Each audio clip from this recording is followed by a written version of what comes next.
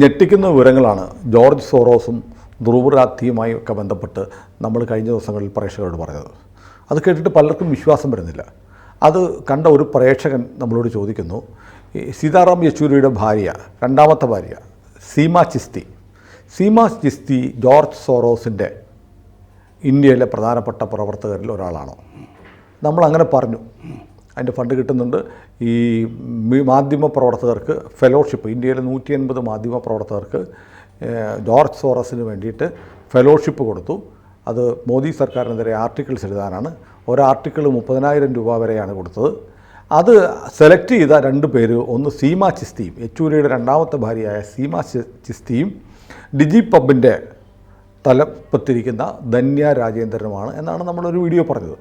അപ്പോൾ ജോർജ് സോറോസിനുമായിട്ട് യെച്ചൂരിയുടെ ഭാര്യയ്ക്ക് ഇങ്ങനെ ചില ബന്ധങ്ങളുണ്ട് എന്ന് പറയുന്നതിൻ്റെ സാങ്കത്യം എന്താണ്? അവർ ജോർജ് സോറോസിൻ്റെ സംഘടനകളൊക്കെ ആയിട്ട് അടുത്ത് ബന്ധപ്പെടുന്ന ആളാണ് സീമ ചിസ്തി. ധന്യ രാജേന്ദ്രനും national foundation for India, NFI, national foundation PFI എന്നൊക്കെ പറയുന്ന പോലെയാണ്. രണ്ടിൻ്റെ ലക്ഷ്യം ഒന്നു തന്നെയാണ്, ഇന്ത്യയെ വിഘടിപ്പിക്കുക എന്നുള്ളതാണ് അല്ലേ? National popular front of India, NFI, national foundation. Seema ചിസ്തിയെ ഞാൻ മുമ്പൊരിക്കൽ പരിചയപ്പെട്ടിട്ടുണ്ട്. ഡൽഹിയിൽ നടന്ന പാർട്ടി കോൺഗ്രസിൻ്റെ സമയത്ത്. അന്ന് അവർ BBC ഹിന്ദി വിഭാഗത്തിൻ്റെ മേധാവിയായിരുന്നു. കേരളത്തിൽ നിന്നാണെന്ന് പറഞ്ഞപ്പോൾ സന്തോഷമായി കുറേ നേരം സംസാരിച്ചിരിക്കുകയൊക്കെ ചെയ്തു അവർ. അപ്പോൾ ഈ നാഷണൽ ഫൗണ്ടേഷൻ ഫോർ ഇന്ത്യയുടെ മീഡിയ അഡ്വൈസേഴ്സാണ് സീമ ചിസ്തിയും ഈ ധന്യ രാജേന്ദ്രനും. ധന്യ രാജേന്ദ്രൻ ന്യൂസ് മിനിറ്റ് എന്ന് പറഞ്ഞിട്ടൊരു സ്ഥാപനം ഉണ്ടാക്കി അതിൻ്റെ എഡിറ്ററായിട്ടിരിക്കുന്ന ആളാണ്. അതായത് ഓൺലൈൻ പോർട്ടലാണ്. അതെ, അവർക്ക് വെഞ്ചർ ഫണ്ടൊക്കെ നേരത്തെ വന്നിട്ടുണ്ട് ഇത് തുടങ്ങാനും ഒക്കെ. ഇവര് വയറിൻ്റെ എഡിറ്ററാണ്. ദ വയറിൻ്റെ ഇപ്പോൾ എഡിറ്റർ സീമ ചിസ്തി. എന്നിട്ട് ഇതിൻ്റെ എഡിറ്ററാണ്. നേരത്തെ ഇപ്പോൾ സുനിൽ പറഞ്ഞില്ലേ ഡിജി പബ്, ഈ ഡിജി പബിൻ്റെ അധ്യക്ഷയാണ് ധന്യ. അതിങ്ങനെ ആൾട്ട് ന്യൂസ് എന്നൊക്കെ പറയുന്ന കുറേ ഓൺലൈൻ പ്ലാറ്റ്ഫോമുകളുടെ ഒരു കോർഡിനേഷനാണ്. അതെ, അതിൻ്റെ ഫൗണ്ടേഴ്സ്, അതായത് ഈ ഡിജി പബ് എന്ന് പറയുന്നത് ഓപ്പൺ സൊസൈറ്റി ഫൗണ്ടേഷൻ ഉണ്ടല്ലോ സോറോസിൻ്റെ, ആ സോറോസിൻ്റെ ഒരു പോഷക സംഘടനയാണ് ഡിജി പബ് ഇന്ത്യയിൽ. ആ ഡിജി പബ് ഈ പറഞ്ഞ പോലെ കുറേ മാധ്യമങ്ങൾ ചേർന്ന് ഉണ്ടാക്കിയിരിക്കുകയാണ്. ഡിജി പബ് എന്ന് പറഞ്ഞൊരു കൂട്ട് സംഘടന ഉണ്ടാക്കിയിരിക്കുകയാണ്. ആ ഡിജി പബ് ഉണ്ടാക്കിയ മാധ്യമങ്ങൾ ആൾട്ട് ന്യൂസ്, കുഴപ്പം പിടിച്ച സ്ഥാനമാണല്ലോ. പിന്നെ ആർട്ടിക്കിൾ 14, ബൂൺ ഹൈവ്, Cobra Post, HW news, News Click, News Laundry, Scroll, The News Minute, The Quint, The Wire, ഈ 2 പേരുടെ മറ്റേ ഓൺലൈൻ പോർട്ടലുകളും ഇതിലുണ്ട്. The Better India, main media, പിന്നെ അതിൽ അംഗങ്ങളായിട്ടുള്ള ചില പ്ലാറ്റ്ഫോമുകളുണ്ട്. Awadh Punjab, Barkha Dutt media, Citizen Matters, Counter Currents, Dalit Camera, East Mojo, പിന്നെ രവീഷ് കുമാർ, ഈ ഓൺലൈൻ സംഗതി ചെയ്യുന്ന, മുമ്പ് ടൈംസ് ന്യൂസിലൊക്കെ ഉണ്ടായിരുന്ന, ടൈംസ് ഓഫ് ഇന്ത്യയുടെ ഒക്കെ എഡിറ്റോറിയൽ. കാരവന്റെ പേര് ഈ കൂട്ടത്തിൽ വന്നിട്ടില്ല, പക്ഷെ വേറെ എവിടെയൊക്കെയോ കാണാം. നമ്മൾ ധാരാളം വായിക്കുമ്പോൾ കാരവന്റെ ഒക്കെ ഉണ്ട്. ഒരുപാട് അങ്ങോട്ട് പോവാതെ ഇതിൻ്റെ പ്രധാനപ്പെട്ട ഇവർ ഈ പറഞ്ഞ പോലെ രാജ്യവിരുദ്ധമായ സംഗതികൾ എഴുതിക്കുക, BJP വിരുദ്ധമായ കാര്യങ്ങൾ എഴുതിക്കുക, അതിന് ഫ്രീലാൻസ് മെയിൻ സ്ട്രീം മുഖ്യധാരാ മാധ്യമങ്ങളിൽ നിന്നുള്ള ആളുകളെയൊക്കെ വിലക്കെടുക്കുക എന്നുള്ളതാണ്. അങ്ങനെയാണ് ഈ ഫെലോഷിപ്പുകൾ കൊടുത്തത്. ഫെലോഷിപ്പിന് വേണ്ടി ആളുകളെ തിരഞ്ഞെടുത്തത് ഇവർ 2 പേരുമാണ്, സീമ ചിസ്തി പ്രത്യേകിച്ചും. അത് 30,000 രൂപ ആണ് ഫെലോഷിപ്പ് എന്ന് പറഞ്ഞ് കൊടുത്തിരിക്കുന്നത്.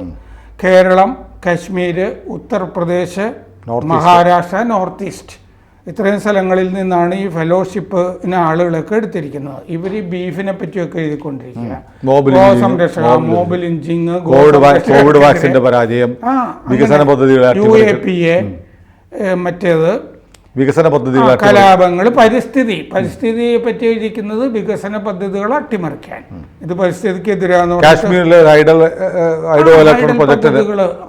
കാശ്മീരിൽ ഒരാളതാണ് എഴുതിക്കൊണ്ടിരുന്നത്. പിന്നെ COVID-19 ഈ പറഞ്ഞ പോലെ ജാതി ചിന്ത സമൂഹത്തിൽ വളർത്തിക്കൊണ്ടിരുന്നിട്ട് ഹിന്ദുക്കൾക്കിടയിൽ പ്രശ്നം ഉണ്ടാക്കുക. ഇത് ന്യൂനപക്ഷ വിഭാഗത്തിൽ നിന്നുള്ളവർക്ക് മുൻഗണനയുണ്ട് ഫെലോഷിപ്പ് കൊടുക്കുമ്പോൾ. പിന്നെ ഇടതുപക്ഷക്കാർക്ക്, പ്രത്യേകിച്ച് തീവ്ര ഇടതുപക്ഷമാണെങ്കിൽ ഫെലോഷിപ്പ് കിട്ടിയിരിക്കും എന്ന് പറഞ്ഞിട്ടാണ് ഇതിൻ്റെ സംഭവം. 150 പേർക്ക് കൊടുത്തതിൽ കേരളത്തിൽ നിന്ന് 15 പേര്, അവരുടെ പേര് വായിക്കാം. സിദ്ദിഖ് കാപ്പൻ, അഴിമുഖം. അല്ല, അഴിമുഖമായിരുന്നല്ലോ ഇതിൻ്റെ നോഡൽ ഏജൻസി. ഡൽഹിയിലെ റെജിമോൻ കുട്ടപ്പൻ, നമ്മുടെ ഏഷ്യാനെറ്റിലൊക്കെ വന്നിരുന്നിട്ട് മോദിനെയൊക്കെ കണക്കിട്ട് ചീത്ത വിളിക്കുന്ന ആള്. വിദേശത്തെ ഏതോ ഒരു പത്രത്തിൽ ജോലി ചെയ്തിരുന്നു എന്ന് പറയുന്നത് മാത്രമല്ല, അദ്ദേഹം അഡ്മിറ്റ് ചെയ്തു ഈ പൈസ കിട്ടിയിട്ടുണ്ടെന്ന്. ഞാൻ ജന്മഭൂമിയിലോ മറ്റോ വായിച്ചു, ജന്മഭൂമി ഓൺലൈനിൽ വായിച്ചു, എനിക്ക് പൈസ കിട്ടിയിട്ടുണ്ട്. പക്ഷെ അത് എന്തോ വിഷയത്തിൽ ലേഖനം എഴുതാൻ കിട്ടിയതാണ്. അത് തന്നെയാണ് ഇവർ പറഞ്ഞു ഉദ്ദേശിക്കുന്നത്. ഒരു ലേഖനോ 2 ലേഖനോ ഒക്കെ എഴുതിയിട്ട് എന്താ ചെയ്യാന്ന് വെച്ചാൽ ഇവർക്ക് ഇത്രയും മാധ്യമങ്ങളുണ്ടല്ലോ, അതിലൊക്കെ കൂടി പ്രചരിപ്പിക്കും. അത് കഴിഞ്ഞ് പിന്നെ അതിന്റെ ലക്ഷക്കണക്കിന് കോപ്പി എടുത്ത് സോഷ്യൽ മീഡിയയിലൊക്കെ ഇങ്ങനെ വിതരണം ചെയ്തുകൊണ്ടിരിക്കും. മുമ്പൊക്കെ വിമാനത്തിൽ നിന്നാണല്ലോ പലതുമൊക്കെ നോട്ടീസ് സർക്കസുകാരൊക്കെ വരുമ്പോഴത്തേക്ക് വിമാനത്തിൽ നോട്ടീസ് വിടുമായിരുന്നു. റെജിമോൻ കുട്ടപ്പൻ, ജിഷ സൂര്യ, അഷ്ഫാഖ് ഈ മാധ്യമത്തിലൊക്കെ എഴുതിയിട്ടുണ്ട്. പുള്ളി ഈ മോബ് ലിഞ്ചിങ്ങിനെ കുറിച്ച് എഴുതിയിരുന്നത്. Nimisha Pradeep, Amritha Menon, MR Arathi, Elizabeth Thomas, Ananya SP, Archa CA, അർച്ചനയുണ്ട്, എമിന്ദ പോൾ, ഹസ്ന KH, ജോമോൾ ജോസ്, രശ്മി ജയദാസ്, സിന്ധു നെപ്പോളിയൻ. 15 പേര്. ഇത് ഈ പുൽവാമയിൽ നിന്നൊരാളുണ്ട്, ഉമർ അഹമ്മദ്. ഈ 15 പേരല്ലാത്ത 150ൻ്റെ കൂട്ടത്തിൽ. അങ്ങനെ ക്വിൻറ്റിൽ കശ്മീർ ഒബ്സർവറിലൊക്കെയാണ് എഴുതിക്കൊണ്ടിരിക്കുന്നത് ഈ ഹൈഡൽ പദ്ധതികളെ പറ്റിയിട്ട്.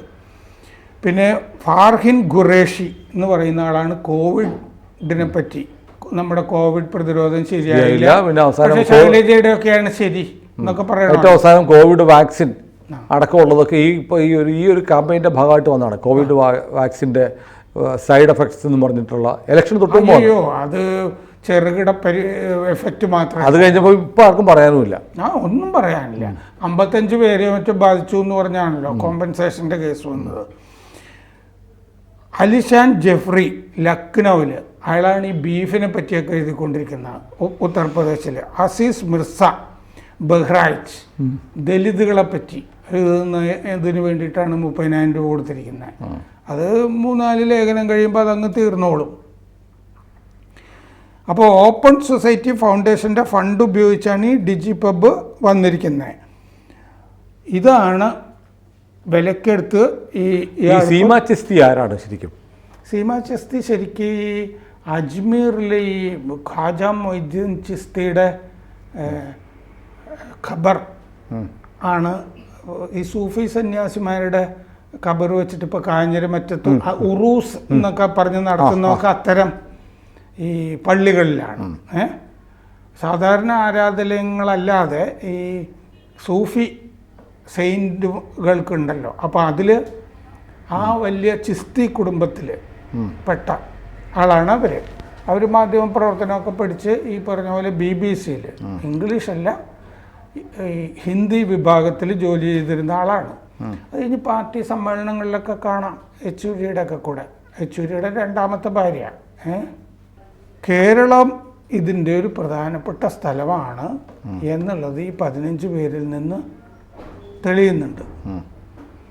അപ്പോൾ സോറോസിന് ഒട്ടും അന്യമല്ലാത്ത മണ്ണാണ് കേരളത്തിലെ ഇടതുപക്ഷം.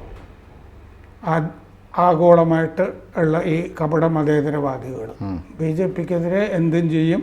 അതുകൊണ്ടാണ് ഈ ഹിൻഡൻബർഗ് റിപ്പോർട്ട് പോലുള്ള അദാനിക്കെതിരെയുള്ള റിപ്പോർട്ടുകളൊക്കെ സോറസ് ഇങ്ങനെ ഉണ്ടാക്കിക്കൊണ്ടിരിക്കുന്നത്. ഏതായാലും ഇതൊരു പുതിയ അറിവാണ്.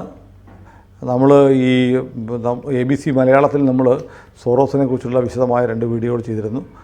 ധ്രുവ് റാഠിയെക്കുറിച്ച് മീഡിയ മലയാളത്തിൽ ചെയ്തിരുന്നു. അതിൻ്റെ ഒരു തുടർച്ചയാണ് ഇത്. നമ്മുടെ ചാനലുകളിലൊക്കെ ഇവരൊക്കെ വന്ന് ഇങ്ങനെ സംസാരിച്ചുകൊണ്ടിരിക്കുമ്പോൾ ഇവരുടെയൊക്കെ പേരൊക്കെ കാണുമ്പോൾ ഇവരൊക്കെ വന്ന് ഈ മോദിയൊക്കെ വിമർശിക്കുമ്പോൾ ഈ പ്രേക്ഷകരെ ഓർക്കണം ഇവർ യഥാർത്ഥത്തിൽ ആരാണെന്നുള്ളത്. അതെ അതെ, അതിനു വേണ്ടിയാണ് നമ്മളിത്. അതെ, ആ തിരിച്ചറിവ് പ്രേക്ഷകർക്കുണ്ടാവട്ടെ. അതെ.